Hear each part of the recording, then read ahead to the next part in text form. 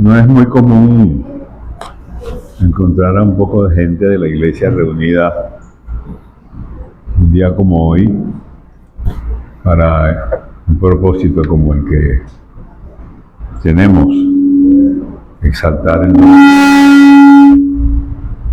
el nombre del Señor. Vamos a orar. Gracias, Señor. No tenemos palabra para agradecerte tantas bondades. Estamos agradecidos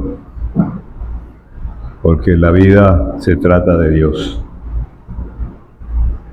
Estamos agradecidos porque pudimos responder a tu llamado para recibirte como nuestro Señor y Salvador. Ayúdanos a caminar, Señor, para encontrarnos contigo en el reino de los cielos. En el nombre de Jesús. Amén.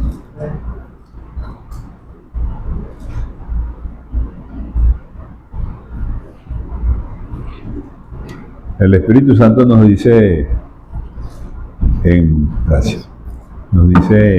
Filipenses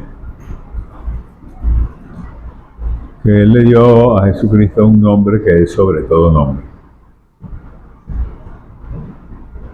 para que en el nombre de Jesús se doble toda rodilla, de lo que está en el cielo y en la tierra y debajo de la tierra, y toda lengua confiese que Jesús es el Señor. Eso es muy serio, lo que dice el Espíritu Santo. Pero yo quisiera que en esta tarde tomáramos este tiempo para que consideráramos con seriedad la diferencia que puede haber entre nuestras palabras y la verdad. Yo tengo muchos años oyendo a la gente hablar en la iglesia. Estoy en la iglesia desde que tenía 8 años y ya había cumplido 80. Y me conozco casi de memoria el lenguaje evangélico. Uno casi adivina las palabras de las personas cuando van a hablar, cuando van a dar gracias, cuando van a dar un testimonio. Es un lenguaje. Pero tengo la sensación de que hay que revisar eso, porque me he encontrado con que hay mucha distancia entre las palabras y la verdad. Y no son en nuestros púlpitos, en estos días lo dije, ¿no? La oración y la santidad se despidieron de los púlpitos. No se habla de eso. Se habla de muchas cosas, pero no se habla de la razón de ser del individuo cristiano. El que está en Cristo es una nueva criatura. Es una nueva criatura porque todas las cosas son hechas nuevas. Las cosas viejas pasaron. Lo que pasa es que yo me encuentro con muchas cosas viejas en la gente de la iglesia. Me ha tocado un ministerio donde he tenido que reunirme muchas veces con la gente. No porque yo ando buscando eso, sino porque, bueno, la gente me solicita un consejo, una reunión, y tengo que atenderlos. Porque fundamentalmente creemos cosas que la Biblia no enseña. Eso no es nuevo. Cuando Cristo vino a la tierra y se realizó el milagro maravilloso de Dios en persona, para que viniera, naciera, caminara entre nosotros, con una vida humana tan igual como la mía y la suya, con la diferencia de que nunca pecó.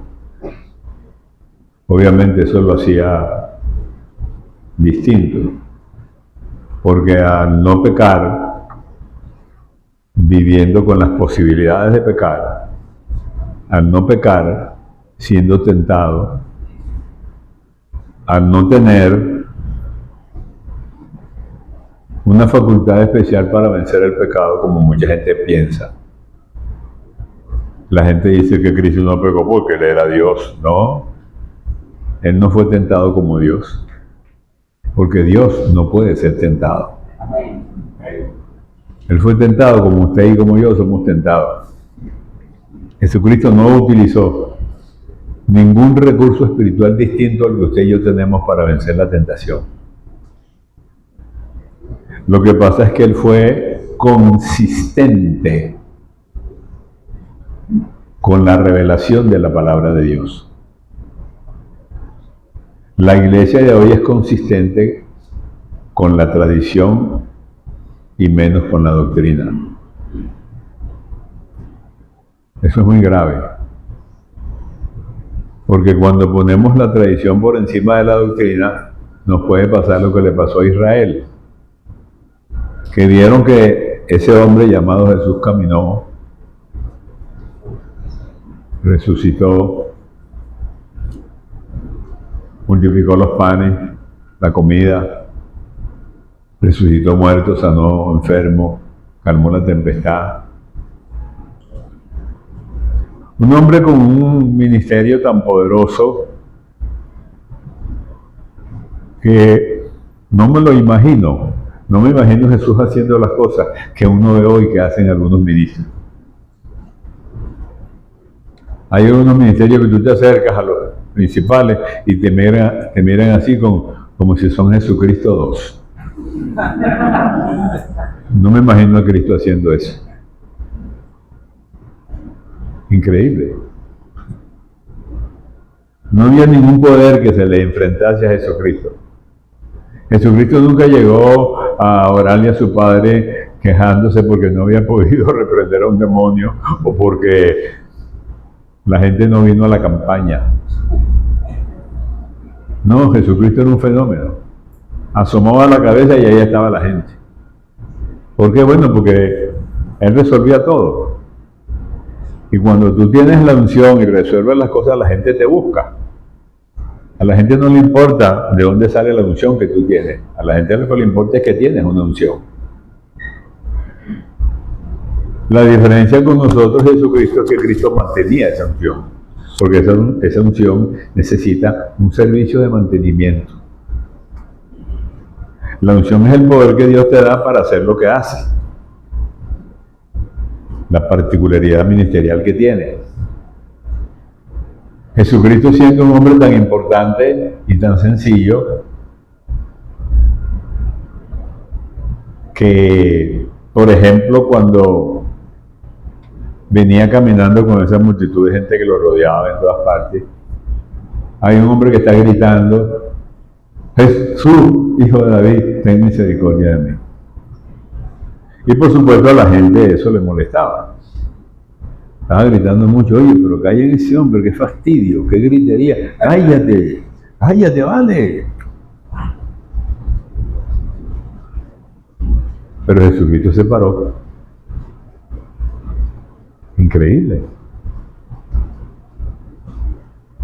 Fue más importante para él la necesidad de una persona desconocida que los aplausos de una multitud.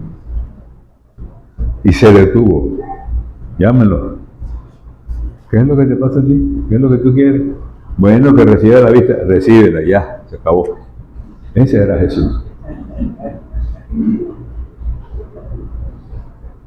Las mujeres de la calle, de la ciudad, porque las mujeres inventan mucho, siempre son muy inventoras. Gracias a Dios por eso.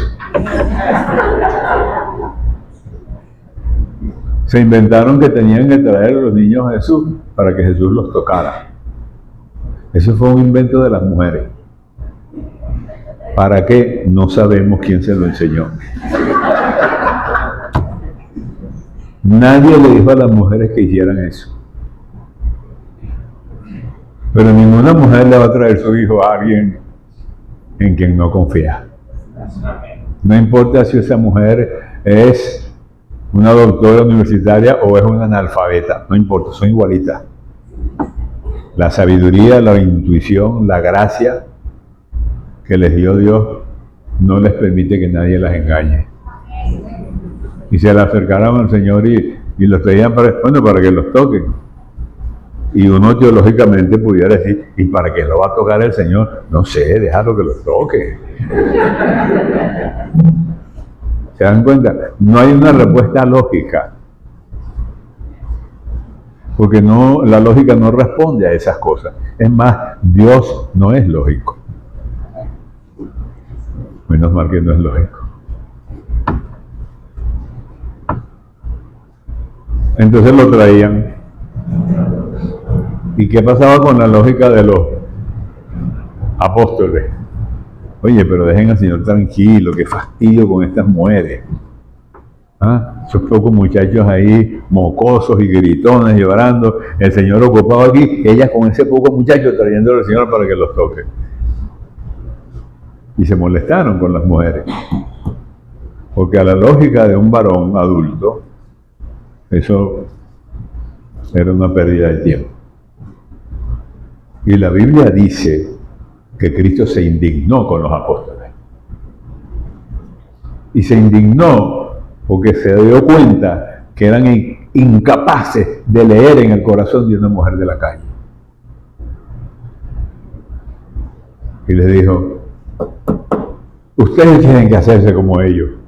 Ellos, los niños, son los dueños del reino de los cielos. ¿Sabe cuál es el paisaje más hermoso que usted va a ver mientras viva? La cara de un niño.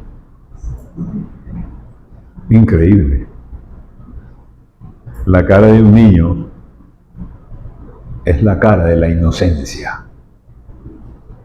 Es la cara donde hay ausencia de pecado.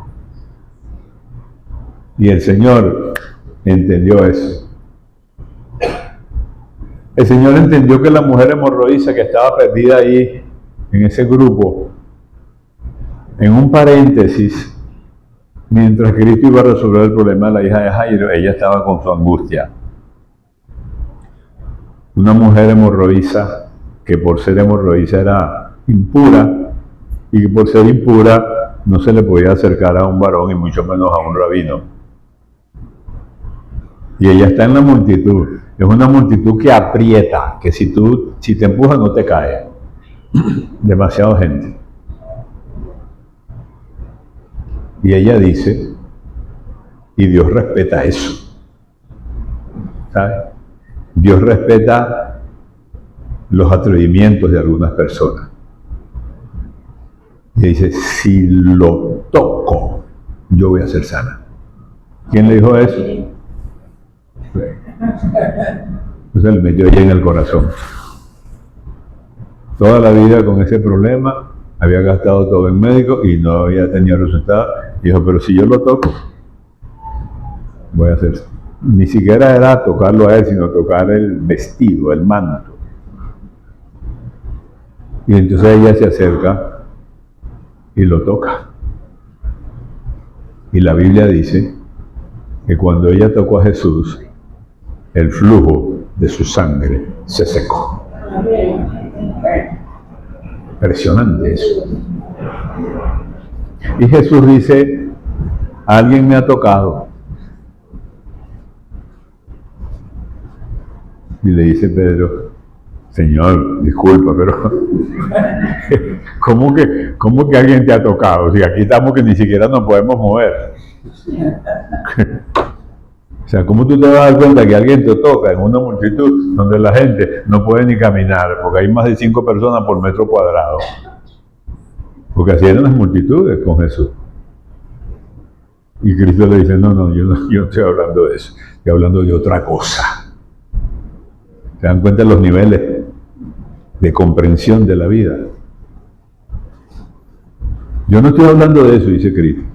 Alguien me tocó con fe, porque yo sentí que salió virtud de mí.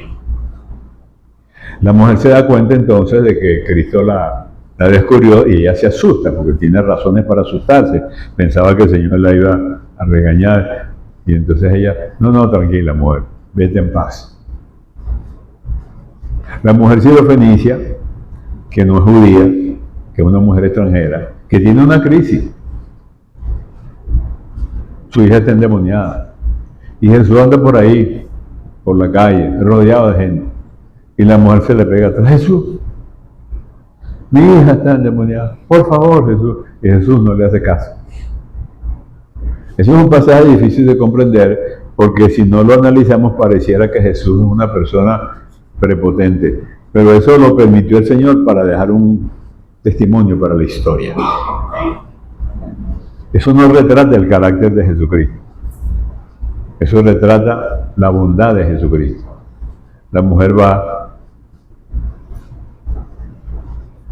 y como llama la atención, los discípulos le dicen, déjala, está haciendo mucha bulla, quiten a esa mujer de ahí, por favor. Pero la mujer, ella dijo, yo voy para allá. Ahí está Jesús. Bueno, agárrense pues, porque yo voy para allá. Y no me importa lo que pase, yo voy a hablar con ese hombre. Entonces, para colmo, como Jesús no le hace caso, ella abre y le dice, sigue insistiendo. Y el Señor dice, yo he sido enviado a las ovejas escogidas de la casa de Israel. O sea, es una frase muy dura, pero repito, no refleja el carácter de Jesús, refleja la capacidad espiritual de Jesucristo de dejar una información para la historia. Él no dijo esa frase para que nosotros la criticáramos hoy. Él dijo esa frase para que el corazón de la mujer reaccionara. Y ya reaccionó.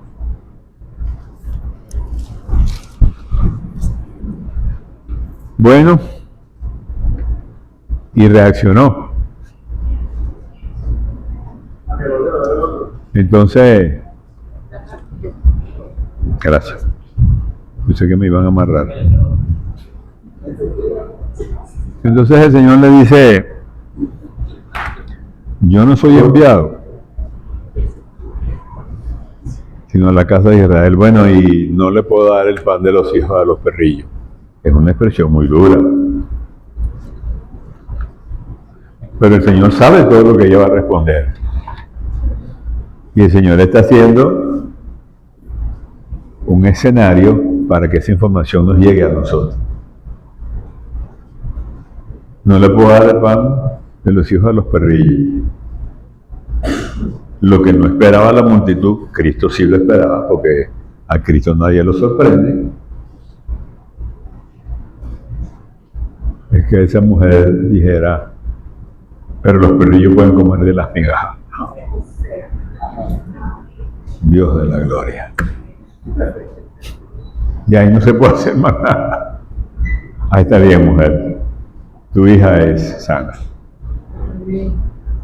Estoy hablando, hermanos, como estamos hablando del nombre de Jesús y de lo que significa Jesús para nosotros y de lo que debe significar.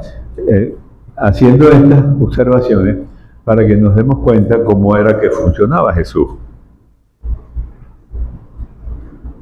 Porque cuando nosotros estudiamos la persona de Jesús, cometemos algunas equivocaciones porque no desconocemos algunos elementos de la personalidad de Jesús. Jesús comía, no reprendía el hambre cuando tenía hambre, comía. Dormía cuando tenía sueño. Si tenía que molestarse, se molestaba y armaba un escándalo. ¿Ustedes nunca han armado un escándalo molesto? ¿No? Ustedes sí son santos, ¿verdad? Jesucristo llegó una vez al templo y vio el desorden que había en el templo con la venta. No era que estaban haciendo nada que era pecaminoso en sí, pero era un desorden que no se podía tolerar en la casa del Señor. Era necesario cambiar las monedas romanas por monedas judías para comprar los elementos de los sacrificios. Y eso era una tienda de buhonería que había dentro del templo. Y el Señor llegó y armó un escándalo y acabó con eso. El Señor no llegó diciendo, buenas tardes, disculpen que les interrumpa si son tan amables, ¿no? ¿Cómo que qué es eso? Es la casa de Dios, esta es casa de oración. Y agarró las mesas y las tiró, y no fue en cámara lenta. Las tiró al piso, las volteó, se cayeron las palomas, los palaminos, los corderos, las monedas, y agarró un rey y a todo el que iba pasando le dio. Uno ve eso y le parece como contrario, ¿no? Eso es una reacción.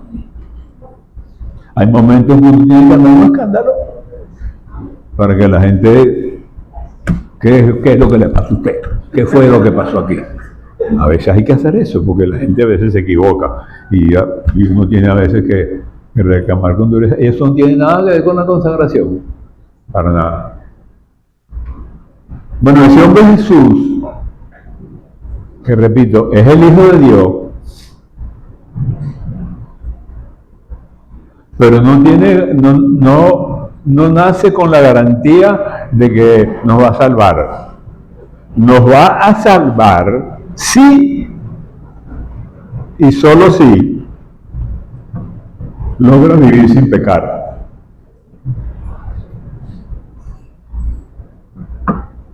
Y eso es una situación inédita en la humanidad. Porque el Jesús que nace y que camina durante 30 y tantos años en la tierra, es un hombre que fue tentado en todo. ¿Saben lo que significa todo? Todo.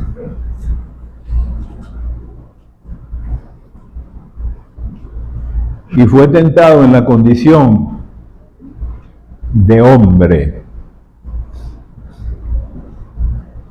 Cuando digo que fue tentado en la condición de hombre, estoy diciendo que pudo haber pecado.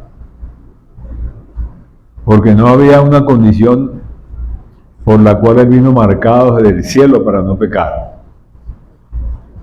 Él tenía que nacer como hombre, vivir como hombre y morir como hombre sin pecar. Si lograba morir como hombre sin pecar, entonces no podía morir, porque la muerte es una consecuencia del pecado. Y como él no pecó, pues la muerte no hallaba qué hacer con Cristo. Y por eso que lo devuelve. Si cuando Cristo expira en el Calvario, bueno, sí, dejó de existir físicamente.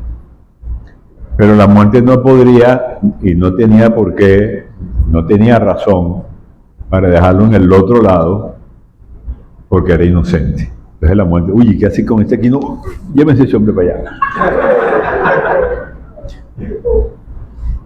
Y entonces él resucita. Y Cristo carga en él el pecado de todos nosotros. Nosotros vemos esa angustia, esa crisis en la cruz, porque la cruz es escandalosa. La cruz es espectacular. Si los periodistas hubieran seguido la muerte de Cristo, no hubieran ido al Getsemaní, hubieran ido a la cruz, porque en la cruz es donde está el espectáculo, la sangre, los latigazos, la multitud. Pero la crisis fue el Getsemaní. En el Getsemaní hay una crisis en que el Señor, hombre, le dice al Padre, si es posible, pasa de mí esta copa. ¿Qué es lo que está diciendo Cristo? Es una oración que está haciendo. lleno de tristeza, de angustia. Pasa de mí esta copa. ¿Cuál copa? ¿Qué es lo que está diciendo Cristo? Si es posible, Señor, que yo lo salve sin sufrir lo que estoy sufriendo, eso se puede. Él sabe que no. Él sabe que tiene que sufrir. ¿Porque pecó? No. Pero peor, porque está llevando el pecado de la humanidad. El pecado de todos nosotros cayó sobre él. Nosotros no podemos entender eso porque somos pecadores. Nunca lo podemos entender. Ni que estudiemos toda la teología que estudiemos. Eso lo puede entender solamente Cristo, porque un ser humano que nace y que decide no pecar tiene una visión distinta del pecado que la que nosotros tenemos. Entonces, la carga del pecado, no la de él porque no la tenía, pero la del pecado de toda la humanidad, cae sobre él y por eso él nos sustituye. Por eso es nuestro redentor, nuestro vicario, nuestro sustituto. Y entonces Dios desvía la mirada de ira hacia la humanidad a través de Jesucristo. Y por eso Él es nuestro Salvador. Por eso nosotros somos salvos por Cristo.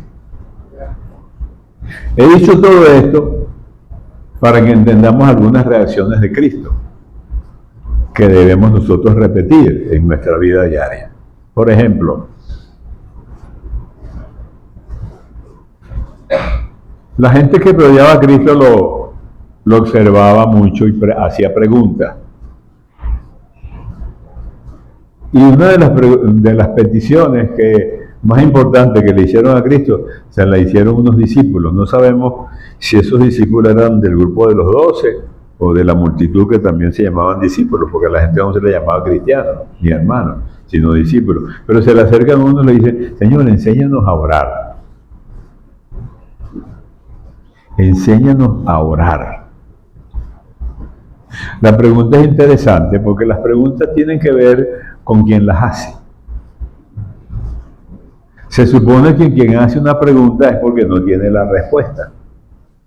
Por eso la hace. Enséñanos a orar.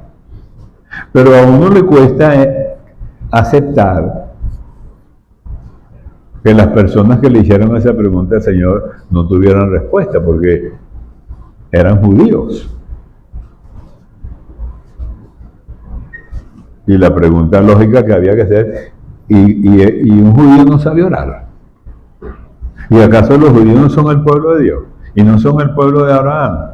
¿Y no son el pueblo de la ley, de Moisés? Y de los profetas, y de la ley. Y no hay capítulos impresionantes en el Antiguo Testamento acerca de la oración como sistema. ¿Cómo que le van a pedir al Señor que los enseñe a orar? Pero, ¿cuál era la carencia que ellos tenían? ¿Cuál era la ignorancia que tenían acerca de la oración? Que le dicen al Señor que los enseñe. Jesús estaba orando en un lugar. Eso fue lo que motivó la petición. Dice, estaba Jesús orando en un lugar.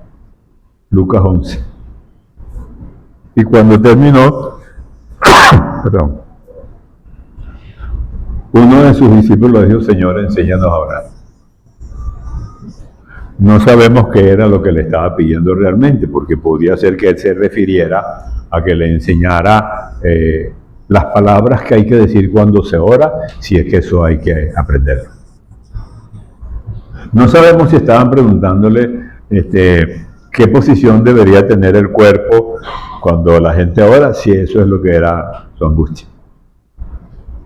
No sabemos si estaban preguntándole cuánto tiempo tiene que durar mi oración, si esa era su ignorancia.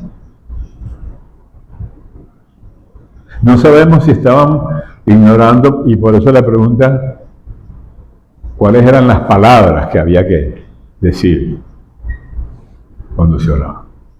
Enséñanos a orar.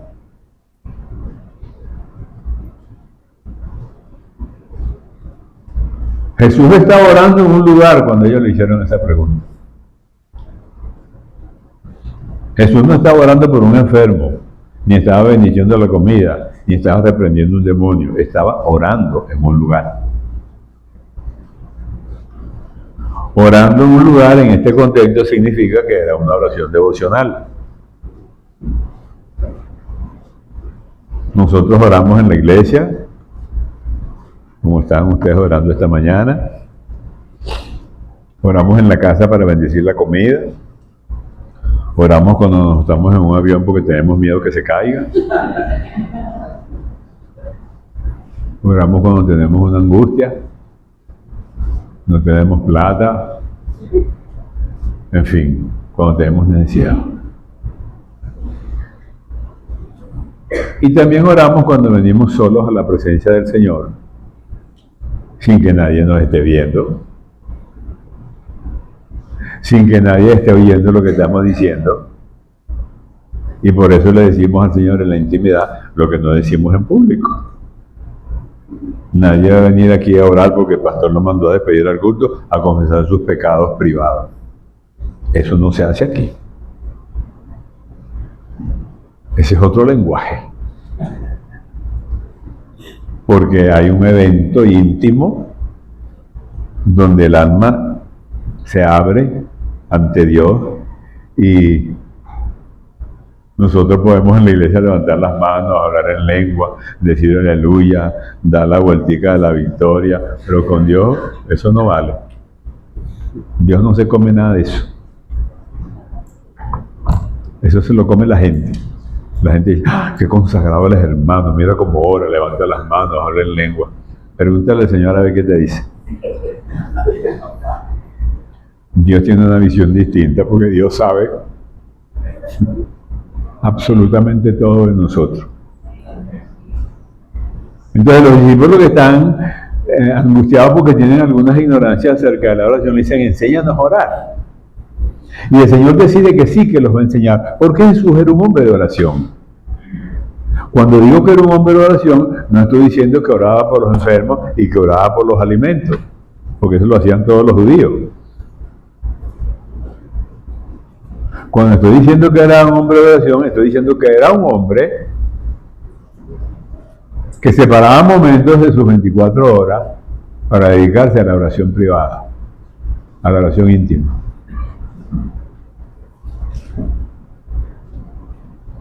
Los discípulos no le pidieron que los enseñara a orar cuando él estaba enseñando de la oración. Le pidieron que los enseñara a orar porque lo vieron orando. Porque la oración privada marcó el ministerio de Jesucristo. Si ustedes estudian los momentos de oración de Cristo en los 4 evangelios, casi todos los momentos de oración tienen que ver con oración privada.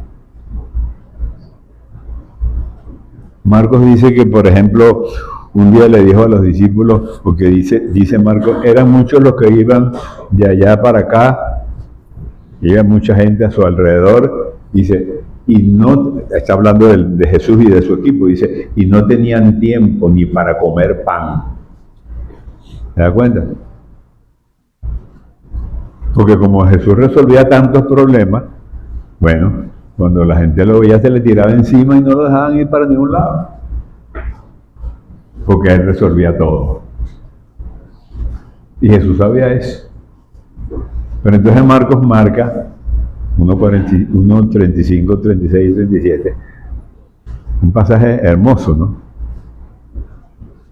Y levantándose muy de mañana, Cristo, siendo aún oscuro.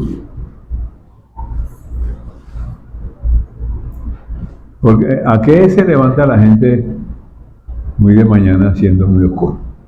Hoy, ¿a qué? ¿Ah? Díganlo.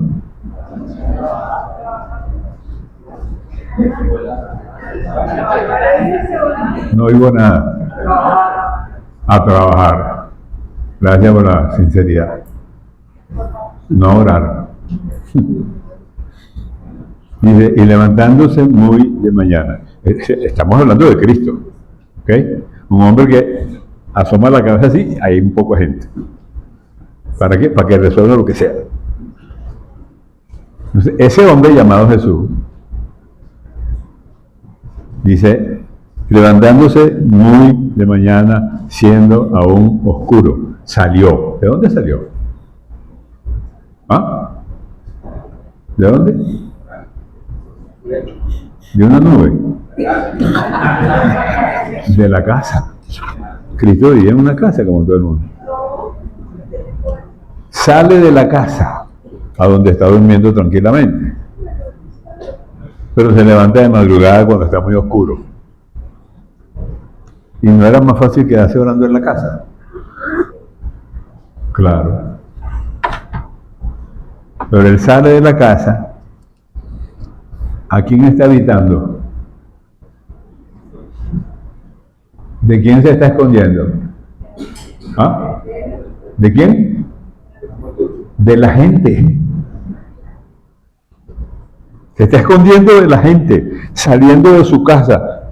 Digo escondiendo porque se va a un lugar solitario. ¿A qué? Orar. Dice, no solamente orar, dice Marcos, y allí oraba. En el griego, la expresión oraba y orar son sumamente distintas que en español. Oraba significa un presente continuativo donde la acción del verbo no es un accidente, sino un hábito.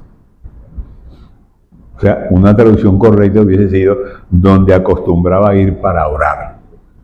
Se levantó y se fue a un lugar solitario, y lo encuentra ¿quién? Después que lo andan buscando y no lo consiguen, ¿quién lo encuentra? Pedro, como siempre.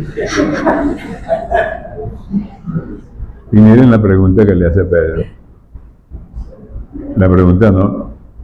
O sea, lo que Pedro hace parece un elogio, pero es un juicio.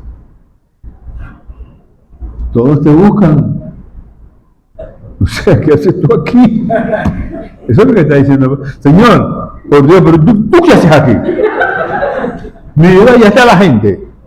Allá están los aplausos. Allá está la multitud. Allá está la fama, allá está la gloria. Claro, Cristo sabe eso. Por eso fue que se escondió. Por eso es que se va. Porque si no lo hace, no tiene tiempo para la oración privada. Ya nos estamos entendiendo, ¿verdad? Cristo tenía una vida de oración. Y lo demuestran muchos pasajes de la Biblia. Por ejemplo, cuando en una de las dos multiplicaciones de los panes y de los peces, el Señor está despidiendo a la multitud.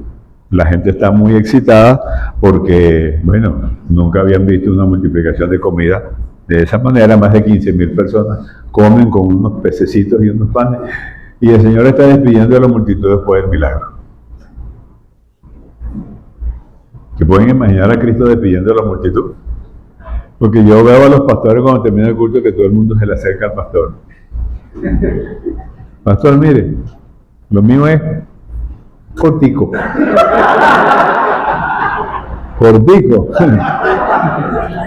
La gente quiere que el pastor le resuelva el problema en 5 minutos, pero ellos tienen 10 años pecando. Y el pastor no le va a decir, no, yo no lo voy a hacer. No, porque los pastores, por eso que son pastores, ¿verdad? Porque no son apóstoles, ni profetas, ni maestros, son pastores. Cargan con la carga de la gente. Y entonces, después que despide a la multitud, que me imagino cómo sería eso, despedir ese poco de gente. Dice, y después que los hubo despedido, ¿qué hizo? Yo observo lo que llaman hoy los líderes el éxito ministerial. Tienes una iglesia de 20,000 personas, eres un apóstol reconocido y miras a la gente así tan esencialmente. Una vez llegué de un viaje y me encontré en el país donde estaba con una persona que le mandó saludos a un líder aquí en Venezuela, a un líder evangélico. Bueno, está bien, yo fui a llevarle el saludo de su paisano. Y cuando llegó a la iglesia, a la oficina, ¡wow! Me apareció una secretaria que parecía Cleopatra. Así. Una mirada como si yo estaba pidiendo limosna. Casi me dijo que tenía que pedir una cita para hacer. Yo dije, no, hermana, tranquila, dígale al pastor que Fernando le mandó saludos y media vuelta y me fui. Porque uno no puede soportar esa. Ya no me imagino a Cristo con esa arrogancia, ¿verdad? De creerse que son una cosa del otro mundo. Cristo termina de multiplicar la comida, donde comen más de 15,000 personas, y se va al monte a orar. Y cuando antes de irse, le dice a los discípulos, espérenme en Betsaida, porque estaban en la Galilea del Norte, en el lago de Genezaret. Espérenme en Betsaida, que es una ciudad pequeña, una ciudadela de ahí. O sea, yo vengo más tarde, pero no me dejen solo. Se fue al monte a orar. Cuando se encuentra con los discípulos que se devuelve, era la cuarta vigilia de la noche. ¿Qué hizo el Señor entre el terminar de la tarde y el anochecer y el amanecer? Se fue al monte a orar. No llamó a CNN para que lo entrevistaran. No se tomó un selfie con los panes y los peces. No le interesó multiplicar la información del milagro que él había hecho. Pero hoy la gente ora por un enfermo y se le quita un dolor de barriga y quieren que el mundo entero sepa que esa persona se le quitó un dolor de barriga. Porque queremos que la gente mire hacia nosotros. Miren para acá, yo, el reverendo fulano de tal, el que pone las manos y la gente se cae. Yo estaba predicando en México un día y después que prediqué, el pastor me dice, oye Néstor, todas las personas que tú tocaste se cayeron. Yo no me di cuenta de eso realmente, porque yo no estaba buscando que se cayeran o no se cayeran. A mí no me importa si la gente se cae o no se cae. Es el problema de la gente y de Dios, yo no me meto ahí. Pero la gente piensa que porque se caen es porque tú tienes un poder.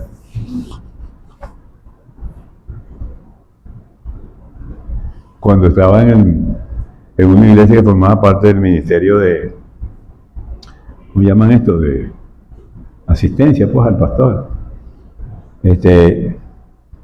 Yo me paraba aquí o allá y la gente se acercaba para que oráramos por ellos y hacían, si habíamos 20, pues hacían 20 filas. Pero la fila mía era la más larga. Porque como yo soy predicador y me conoce más gente, entonces la gente piensa que como soy predicador tengo más poder. Esas son las ingenuidades de la gente que hay que corregir. Entonces yo, para enseñarles que yo no tengo más poder que el que está al lado mío, después que la fila estaba largota, me salía de la fila. Me ponía para acá. Y los hermanos, ¡ay! Pero yo estaba en la fila. Una hermana, el hermanito orar por usted.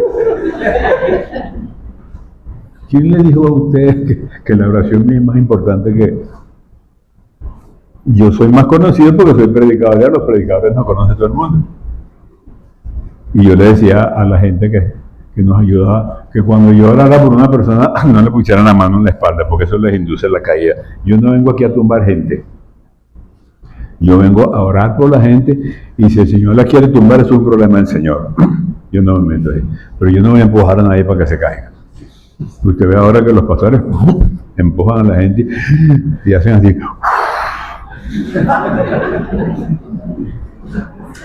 Una vez llegaron unos hermanos que fueron a Bogotá, al ministerio de Rodríguez, y vinieron, bueno, con la unción de Bogotá.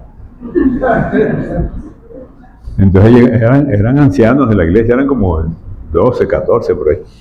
Y cuando llegaron a la iglesia, en Caracas, empezaron a hacer todito lo que vieron allá. Y hacían así, pero no se caía nadie.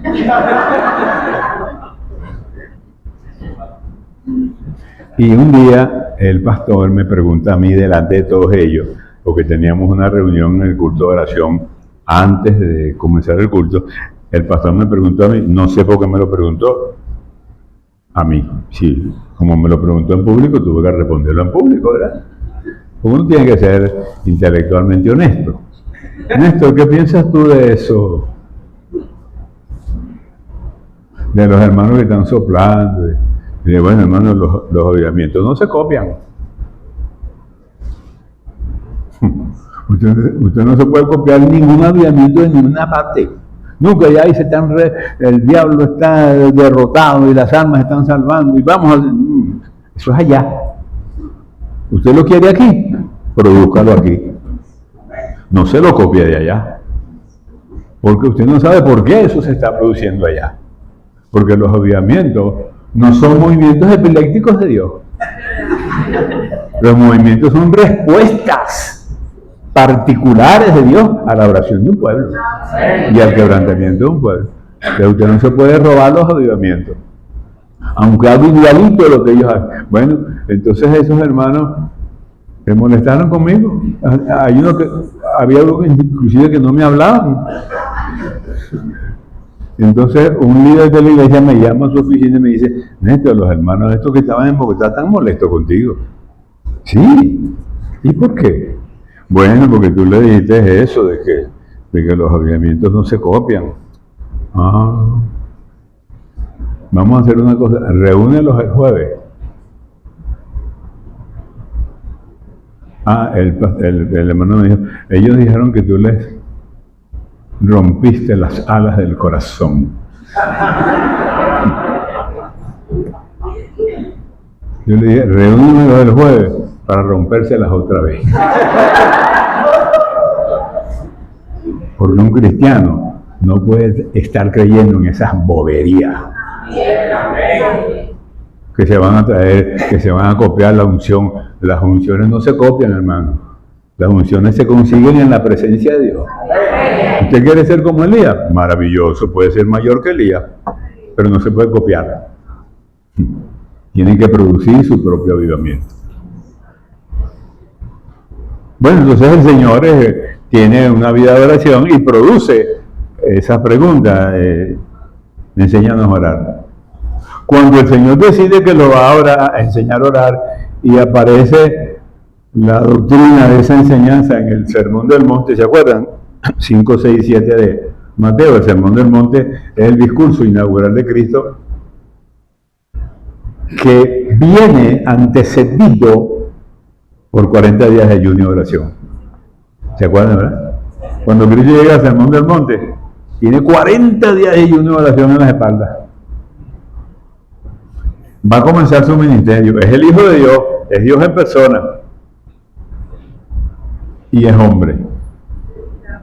Y sabe con lo que se está enfrentando. Y se mete con Dios 40 días de ayuno y se para en el púlpito de la historia, que es el Sermón del Monte, para decir, señores, yo he venido a cambiar esto. ¿Qué dice la ley? Ojo por ojo y diente por diente. No, quiten eso de ahí. Perdonen a sus enemigos. ¿Cómo? Sí, ya. Pero es que no, pero hay que perdonar. La ley no consideraba el perdón. La ley era bien, ojo por ojo y diente por diente. Hay mucha gente de la gracia que quisiera devolverse para la ley. Claro, porque es más fácil darle una trompada a un enemigo que perdonarlo. Pero en la gracia trabaja con el perdón. Y eso es muy difícil metérselo en el corazón. Ok, entonces cuando Cristo enseña eso en el Sermón del Monte, Cristo dice, número uno, ustedes me pidieron que lo enseñara a orar, ok, lección número uno, cuando oren no sean como los hipócritas. Nadie había dicho eso nunca. Nadie había hecho un juicio acerca de la oración. Cristo no dice, cuando oren tienen que pararse, cuando oren tienen que acostarse, cuando oren tienen que mirar hacia Jerusalén. Eso de mirar hacia Jerusalén lo inventaron los judíos. Eso es bueno, eso no es ni bueno ni malo, eso es un problema cultural. Romántico, espiritualoide, pero no tiene nada que ver con la voluntad de Dios. Cuando Jonás estaba en el pez, en el estómago del pez en la playa, angustiado porque tenía 3 días, que yo dije, toma, Jonás, 3 días allá y angustiado por salir, ¿no te imaginas que Dios le dice a Jonás, Jonás, no te puedo escuchar porque no tienes la cara hacia Jerusalén? Dile al pez que se acomode ahí porque si no, no te voy a arrastrar. O sea, Dios no se mueve en esa dimensión, hermano. Usted puede poner la cara para donde sea. Hay gente que no sabe ni dónde queda el norte.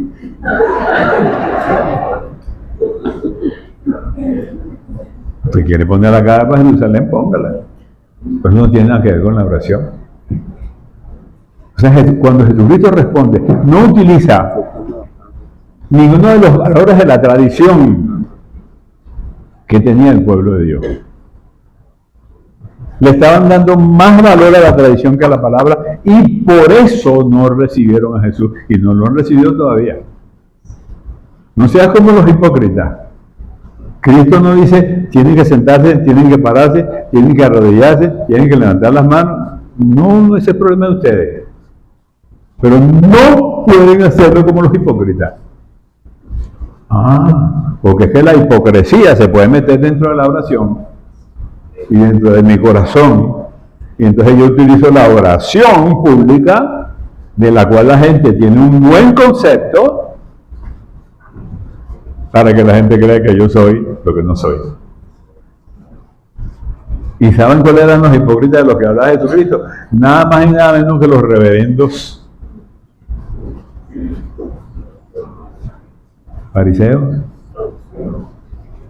y escribas, los intérpretes de la ley, los papaupas, pues, los que se las habían todas. Dice, porque ellos aman el orar en pie en medio de las calles, en la sinagoga, para que los vean. O sea, lo que dicen no me importa. Lo que me importa es por qué lo están haciendo. Nadie tiene que exhibir su oración. Nadie tiene que exhibir su vida de oración. Había una señora en la iglesia que me decía siempre, no sé por qué ella tenía la manía de decirme a mí que ella era una mujer de oración. Yo sabía que era embuste. ¿Saben por qué? No porque el Señor me reveló, sino porque ella era embustera.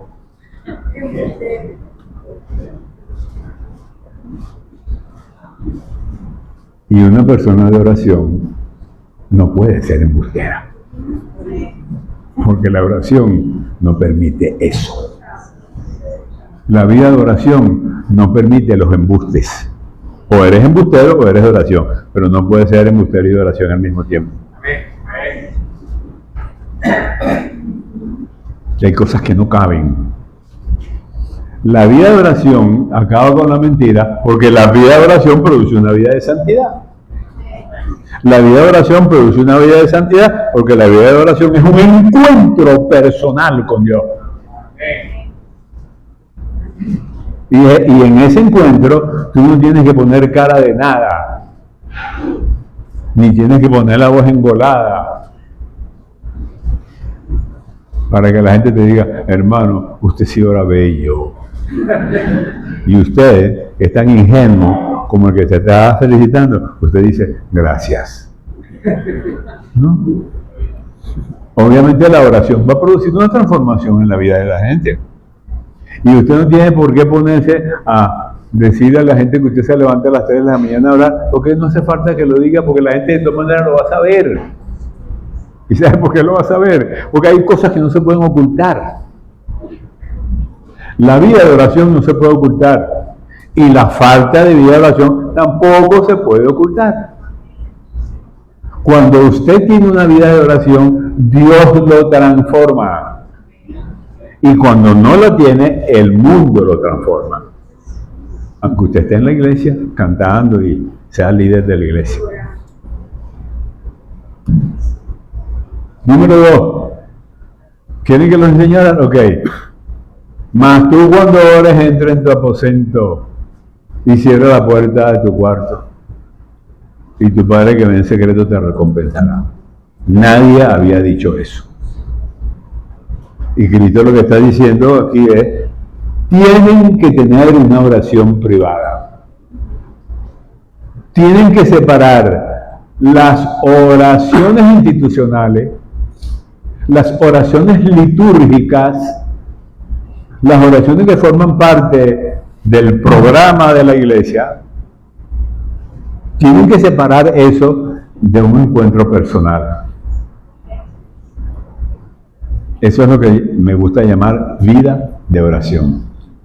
Vida de oración no es que usted ore para bendecir la comida en la mañana o salir para el trabajo para que no le pase un carro por encima. No, eso no es vida de oración. Eso es oración.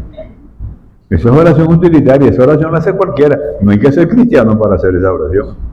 Esa oración la hace cualquiera y tiene el mismo resultado que si la hace un cristiano. ¿Usted cree que, por ejemplo, una señora que no es cristiana le dice a Dios, Dios, por favor, pues, sáname mi niño, yo estoy muy triste? ¿Usted cree que el Señor le va a decir, no te voy a sanar porque tú no eres miembro de la iglesia? El Señor le sana al niño. ¿Por qué? Porque Él es bueno. Tiene hambre, el Señor le da comida. No tiene trabajo, el Señor le consigue un trabajo. No hay que ser santo para eso.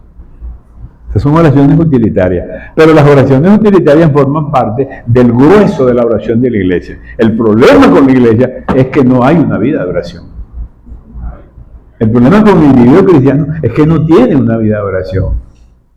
Cuando me encuentro con gente con problemas de pecado, gente preocupada, porque tiene situaciones de pecado en su vida y no las puede manejar, lo primero que busco es, haciendo un diagnóstico, es dónde está la oración. Así como hacen los médicos, ¿verdad? Usted va y le dice, siento esto y esto y esto y esto y esto, y entonces los médicos le mandan así un poco de exámenes. Y en atención a lo que dicen los exámenes, el médico dice, usted tiene diabetes, usted tiene tuberculosis, usted tiene cáncer. Entonces ya me sentía muy enfermo, entonces me mandaron a hacer una tomografía del cerebro y la cervical, y los médicos dijeron, ahí lo único que sabía es que tú eres viejo, me dijeron. No tienes nada. Los 80 años se te ven allí, porque eso se refleja. Entonces, bueno, menos mal, tengo nada. Gasté un poco real en tomografía para que me dijeran que soy viejo. Pero bueno, así es la vida. La tercera cosa que el Señor dice cuando está enseñando a orar a los discípulos es, y cuando ores no uses vanas repeticiones como los gentiles que piensan que por su palabrería serán oídos. No te angusties por lo que vas a decir. ¿Y qué digo primero? ¿Qué digo segundo? No te angusties. Ven a la presencia del Señor. No tengas escrito nada. Dios no está esperando que tú estés arrodillado, parado, sentado. No, ese no es el problema de Dios. Cuando David pecó, ¿se acuerdan? Con la mujer de Urías. Salmo 51. David viene. Salmo 51. ¿Se recuerdan cómo comienza? Salmo 51 en la Biblia. ¿Ah? No puede ser que nadie sepa. No sigo predicando si no dice. Está angustiado, ¿verdad? El profeta Natán lo atravesó y viene a David. Ten piedad de mí, oh Dios. David no es cristiano, David es judío. No maneja el perdón, porque la ley no manejaba eso. Y miren lo que dice David. Miren lo que es un encuentro personal. Por eso me encantan los salmos. Y debemos aprender a hablar con los salmos. David está angustiado, pidiéndole perdón al Señor por su pecado. Y le dice David al Señor, ten piedad de mí, oh Dios, conforme a tu misericordia, conforme a la multitud de tus maldades, borra mis rebeliones. Y dice esta frase, porque no quieres sacrificio que yo no daría. Tremendo. ¿De dónde sacó David eso? En la ley, la manera de resolver el problema de pecado era con sacrificio. Sacrificio con palomino, con paloma, o con corderos, o con bueyes, dependiendo. Y de repente David hace un aporte a la teología de la gracia. No me imagino que David se dio cuenta de eso, pero dice, los sacrificios de Dios son el corazón quebrantado. ¡Wow! Yo puedo hacer el sacrificio, yo soy el rey, yo tengo dinero, yo puedo mandar a hacer una fiesta con toros y animales engordados, pero si el corazón no está quebrantado, no funciona. Crea en mí, oh Dios, un corazón. O sea, las tres cosas que Jesús dice, no utilicen la oración para hacerse propaganda de que son buenos y que son santos. Tengan en cuenta la diferencia que hay entre las oraciones utilitarias y la vida de oración. Y número 3, cuando vengan a orar, no se angustien por lo que van a decir. La gente me pregunta, Antonio, cuando se me acaban las palabras, ¿qué digo? Nada.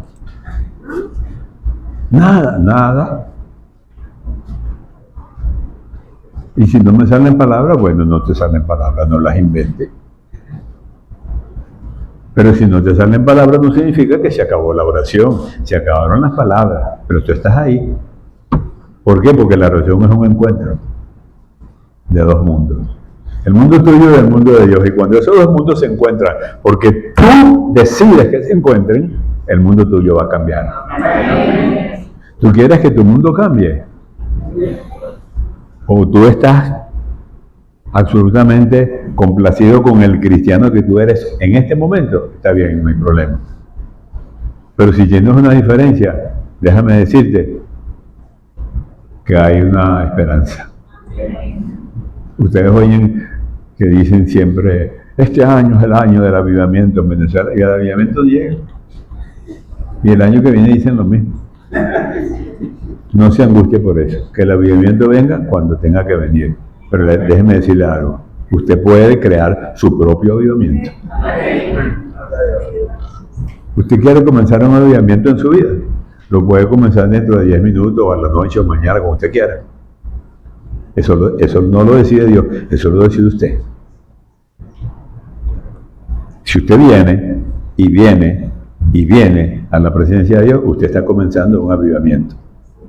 Si usted tiene un encuentro diario, íntimo, privado, en oración con el Señor, diariamente, usted está haciendo como el estudiante que estudia.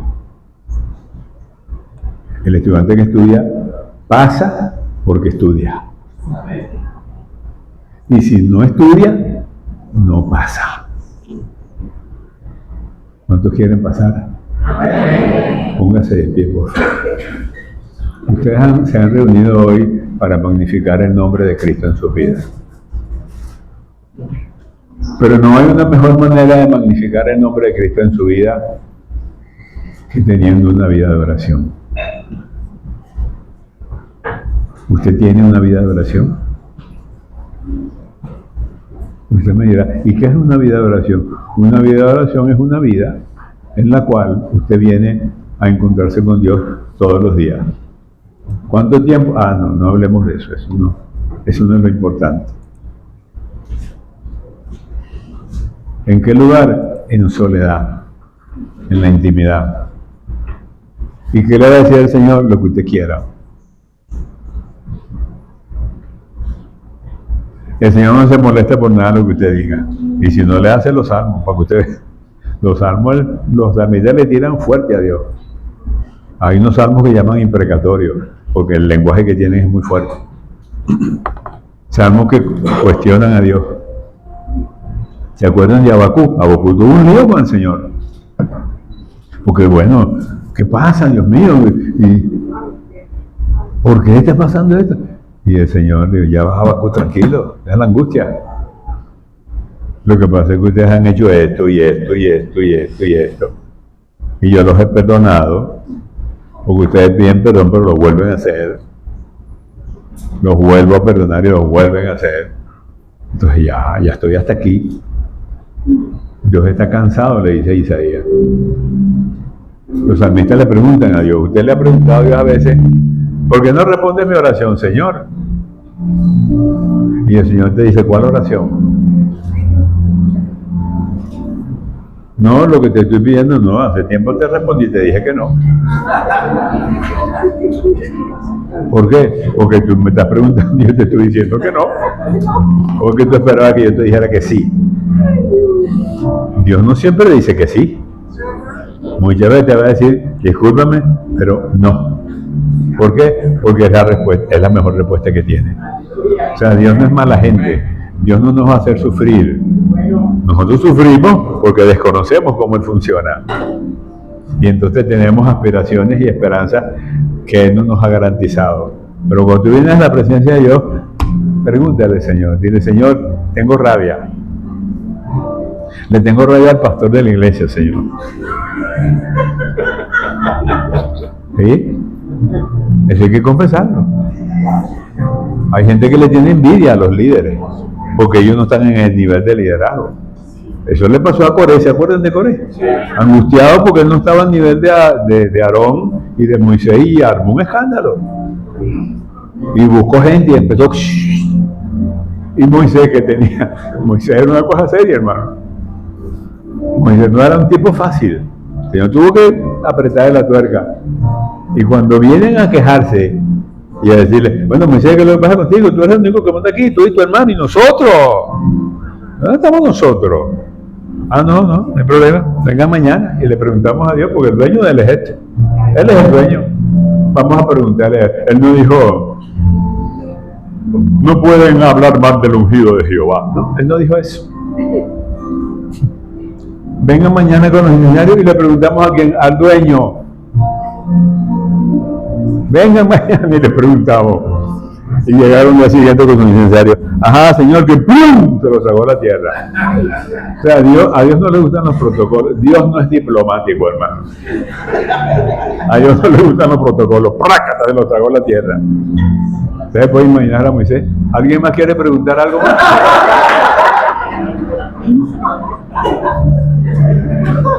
Usted en su oración le puede decir al Señor, Señor, le tengo rabia a la hermanita que canta porque ella canta mejor que yo. Yo quiero cantar, pero es que a mí no me hicieron cantante. A mí me hicieron fue predicador. Entonces, como yo no tengo voz para cantar, canto en el baño. Pero me alegro y me contento del que canta y Dios le usa. Y si predica mejor que yo y canta mejor que yo y ministra mejor que yo, gloria a Dios, yo no vine a un concurso, vine a servir en el nivel que Dios me ponga y ya. Y dele gracias por las personas que son mejores que usted.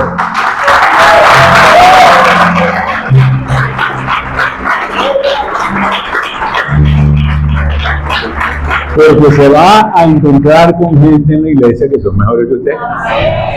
Así es la vida. Usted predica, hay mejores que usted. Usted es administrador, hay gente que es mejor. ¿Qué hago con ellos? Bendícelo, ora con ellos, pregúntale, aprende de ellos. Uno tiene que aprender de todo el mundo. Cuando yo era maestro de educación primaria, una niñita de 5 años, yo estoy con mi cara de maestro, sí. Bueno, quiero escuchar silencio. Mucha bulla. Quiero escuchar silencio. Y una niñita de 5 años me dice, maestro, el silencio no se escucha.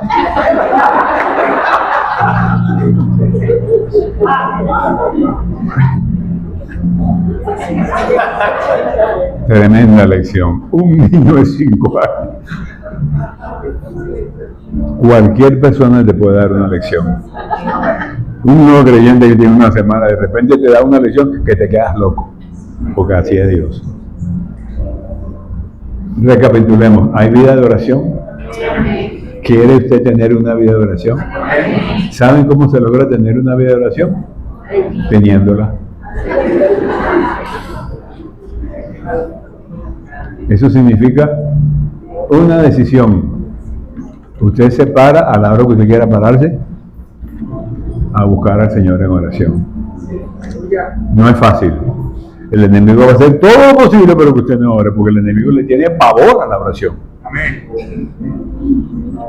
El diablo odia la oración, porque él sabe que un cristiano que ora es un cristiano que él no puede manejar. Ahora, cuando el cristiano tiene mucha teología y mucha experiencia, pero no ora, el diablo le da hasta con la gorra. Y por eso usted ve que grandes ministros que están por allá más arriba del sol y de las estrellas, ¡pum!, de repente uno ve que caen. No es que caen de repente, es que de repente se oye el ruido de la caída. Pero cayeron hace tiempo. La iglesia tiene un basurero y la iglesia tiene un cementerio. Cuando usted peca, los hermanos de la iglesia lo meten en el basurero. No lo saludan, no oran por usted, lo tratan raro. Y si la cosa es muy fuerte, lo meten en el cementerio. Pero el Señor no, el Señor lo perdona. Aunque la iglesia lo tenga en el basurero. La misericordia de Dios es tan grande que hay gente que está pecando en la iglesia con cargos, en liderazgo, y nadie los ha descubierto. Y por eso no están en el basurero, ni en el cementerio. La misericordia de Dios en algún momento los tocó y los transformaron, y ellos se enderezaron y nadie conoció de sus pecados, porque si los hubieran conocido, basurero y cementerio, porque nosotros, la iglesia, no sabemos perdonar.